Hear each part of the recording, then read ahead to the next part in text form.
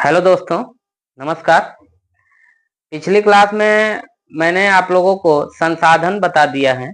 संसाधन मैं अभी पढ़ा रहा हूँ, तो पिछली क्लासों में मैं आप लोगों को बता दिया हूँ संसाधन क्या होता है, संसाधन का कितने रूप हैं, कितने प्रकार हैं और संसाधनों को कितने वर्गों में बांटा गया है। ये सारी चीजें मैंने पिछली क्लास में आप लोगों को बता दिया है।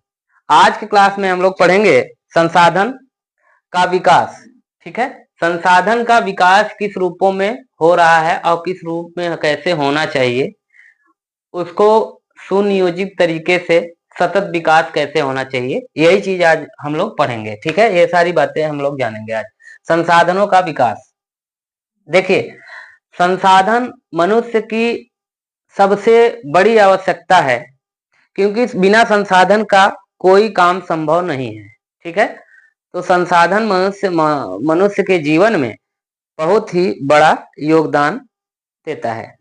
तो संसाधनों का जो प्रयोग है वो भी उचित तरीके से होना चाहिए।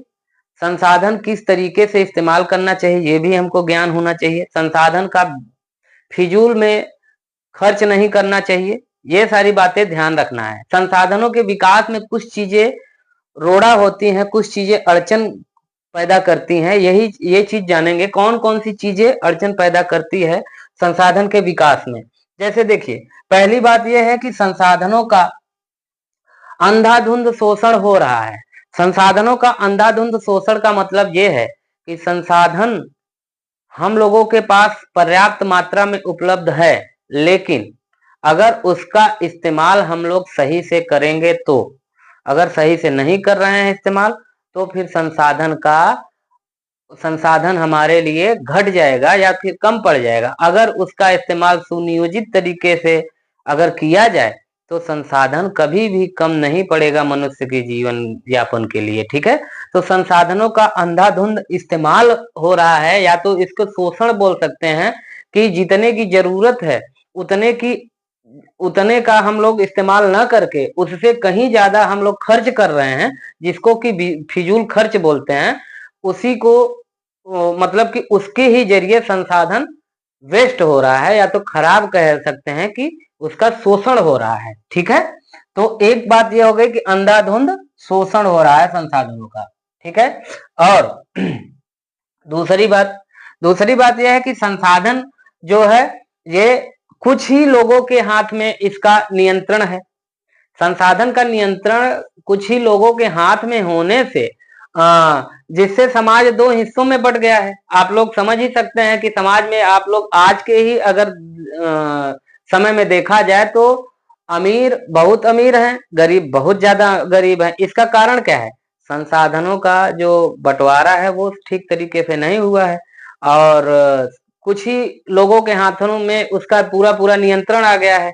पूरा पकड़, पूरा कंट्रोल एक ही हाथ में आने की वजह से पूरा संसाधन का इस्तेमाल ठीक तरीके से नहीं हो रहा है। जो अमीर है बहुत अमीर है, जो गरीब है बहुत ज्यादा गरीब है। ठीक है, दूसरा कारण। तीसरा कारण यह है कि कुछ व्यक्तियों के लोभ व संसाधनों का नियंत्रण ढंग से उपयोग किया जिससे पर्यावरण को क्षति पहुंची। कुछ लोगों के लोभ व संसाधनों का अनियंत्रित ढंग से इस्तेमाल किया गया है।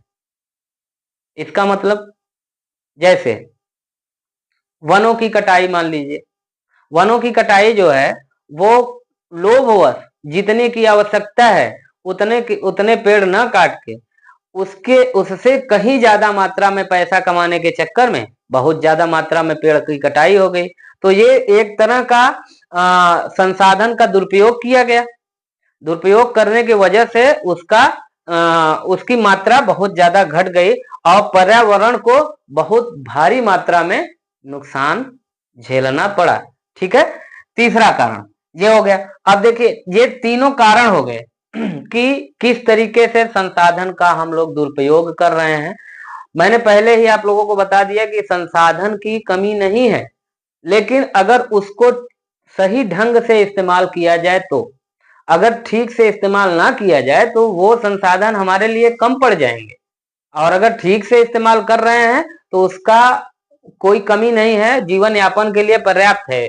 और मनुष्य की आज के समय में इतनी ज्यादा होड़ मची हुई है कि इसमें कुछ हाथों में मिलने की वजह से और उसका अंधाधुंध इस्तेमाल होने की वजह से इसमें बहुत ज्यादा पर्यावरण को भी क्षति हो रही है, पूरे संसाधनों को भी बहुत ज्यादा नुकसान पहुंचाया जा रहा है। इसके वजह से ये सारी दिक्कतें आ रही हैं। ठीक है, अब देखिए अगला पॉइंट है सतत पोषणीय विकास।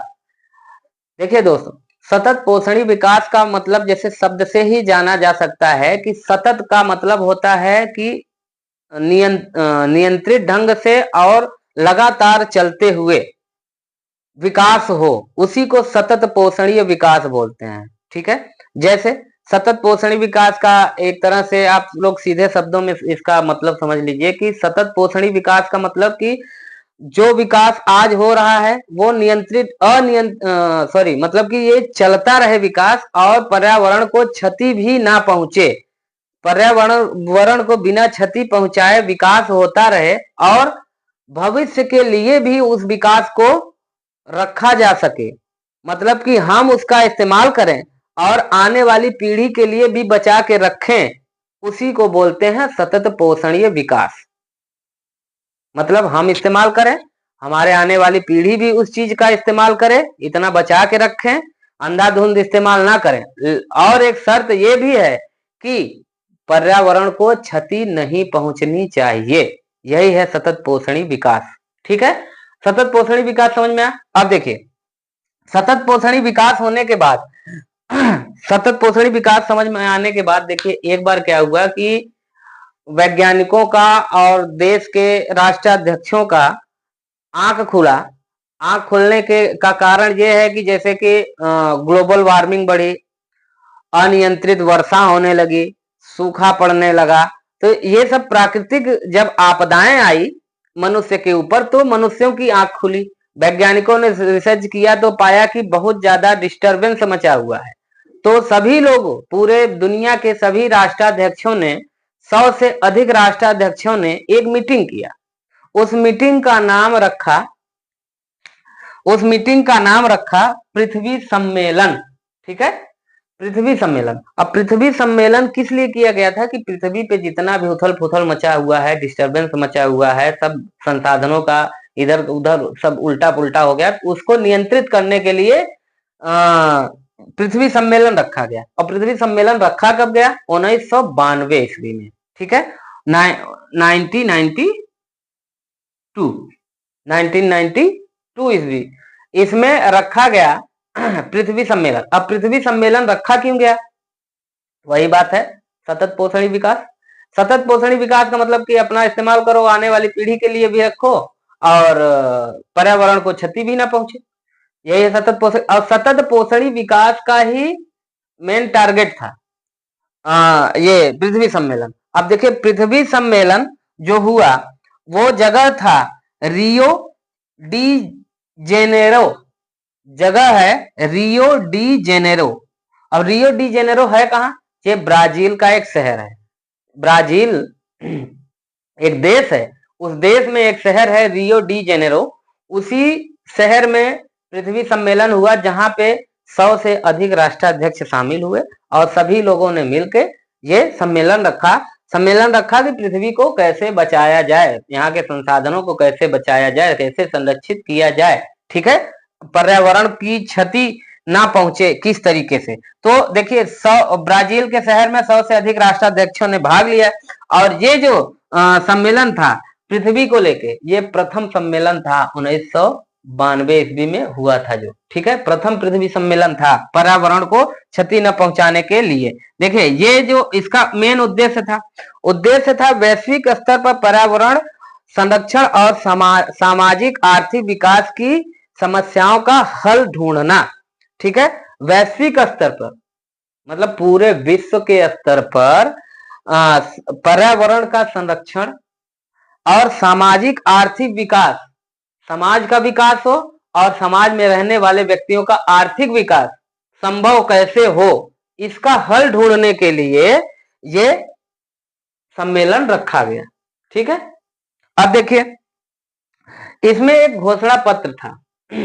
घोषणा पत्र पे हस्ताक्षर किया जाता है। कुल मिला के एक ऐसा मीटिंग करने के बाद एक घोषणा पत्र तैयार होता है।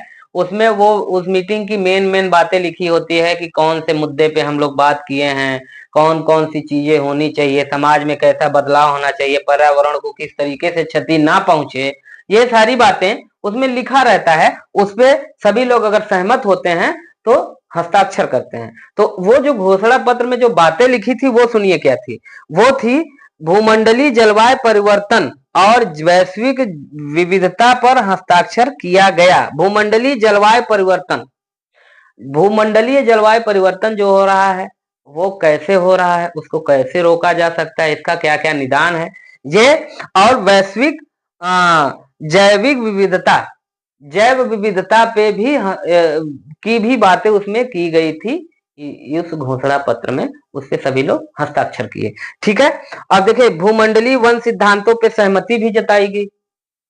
भूमंडलीय वन सिद्धांत, जो वन सिद्धांत है, वन में कौन कौन सी बातें होनी चाहिए वन सिद्धांत में, इस पे सभी के सभी राष्ट्राध्यक्षों ने सहमति जताई, सभी देशों ने सहमति जताई और हस्ताक्षर किया। ठीक है। अब देखिए सॉरी, ये जो एजेंडा ये था पृथ्वी सम्मेलन जो था, पृथ्वी सम्मेलन में एक बात बोली गई, एजेंडा 21। एजेंडा 21 का उद्देश्य क्या था? इसी पृथ्वी सम्मेलन में एक बात बोला गया, एक समझ लीजिए कि इसका पूरा एक निचोड़ शब्द था, उसका नाम था एजेंडा 21, एजेंडा 21। एजेंडा 21 का मुख्य उद्देश्य था कि सतत पोषणीय विकास, जैसा कि आप लोग पहले से ही जानते हैं सतत पोषणीय विकास क्या होता है। उसमें एक बात रखी गई कि एजेंडा 21 हमको फॉलो करना है पूरे दुनिया को, कि हम लोग इस्तेमाल करें और आने वाली पीढ़ी भी उसका इस्तेमाल करे बिना पर्यावरण की क्षति का। तो उसी को बोला गया एजेंडा 21, और वो बोला गया पूरे दुनिया को फॉलो करने के लिए। अब देखिए एजेंडा 21 का उद्देश्य क्या था? उसका उद्देश्य था भूमंडलीय सतत विकास हासिल करना। भूमंडलीय सतत विकास, पूरे भूमंडल का सतत विकास होना चाहिए। उसमें पर्यावरण भी शामिल है, मानव का भी शामिल है, वन का भी शामिल है, जानवरों का भी शामिल है, सारी चीजों का सतत विकास होना चाहिए। ठीक है। एजेंडा 21 का मेन उद्देश्य था।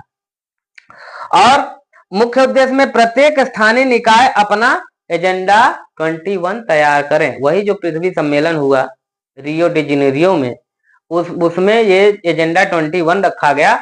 और एजेंडा 21 का मुख्य उद्देश्य था कि भूमंडलीय विकास होना चाहिए, और उसमें ही पृथ्वी सम्मेलन में ही सबको बोला गया कि सभी लोग, सभी स्थानीय निकाय जो होते हैं, वो सभी स्थानीय निकाय अपना एजेंडा 21 तैयार करें, और अपना एजेंडा 21 तैयार करके पूरे राष्ट्र के सहमति के द्वारा और सहयोग के द्वारा उसका निवारण किया जाए। ठीक है। पूरे वैश्विक स्तर पे पूरा विश्व उसमें शामिल होगा। अगर कहीं भी कोई समस्या आ रही है, किसी वजह से कोई बीमारी या तो कोई ऐसी आपदा आ रही है, कहीं पे कोई ज्यादा क्षति हो रहा है, तो उसका भरपाई कैसे किया जाए या फिर उसका निवारण क्या है, ये पूरी दुनिया मिलकर उसका हल ढूंढेंगे। ठीक है। अब देखिए एजेंडा 21 है क्या? एजेंडा 21 यह एक कार्यसूची है, एक कार्यसूची है जिसका उद्देश्य समान हितों, पारस्परिक आवश्यकताओं एवं सम्मिलित जिम्मेदारियों के अनुसार विश्व सहयोग के द्वारा पर्यावरण क्षति, गरीबी और रोगों से निपटना। ये चीज पहले ही बताएं, गरीबी, रोग, पर्यावरण क्षति, ये सारी चीजों से निपटना ही एजेंडा 21 का मुख्य उद्देश्य है। एजेंडा 21 यही है। और एजेंडा 21 बोला गया कि सभी राष्ट्र और स्थानीय निकाय अपना एजेंडा 21 तैयार करें और राष्ट्र को बताएं, राष्ट्र उसका निवारण ढूंढे। ठीक। अब देखिए ये सारी चीजें आज के क्लास में हमने बता दिया, आप लोगों को पढ़ा दिया। अब अगला बात है, अगला जो हेडिंग है जो हम पढ़ाएंगे, संसाधन नियोजन। संसाधन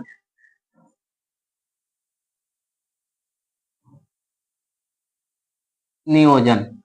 संसाधन नियोजन क्या है, नियोजन का मतलब क्या होता है, ये सारी चीज नेक्स्ट क्लास में पढ़ाएंगे। ठीक है। आप लोग पढ़ते रहिए मन लगा के, परीक्षा बहुत नजदीक है। धन्यवाद।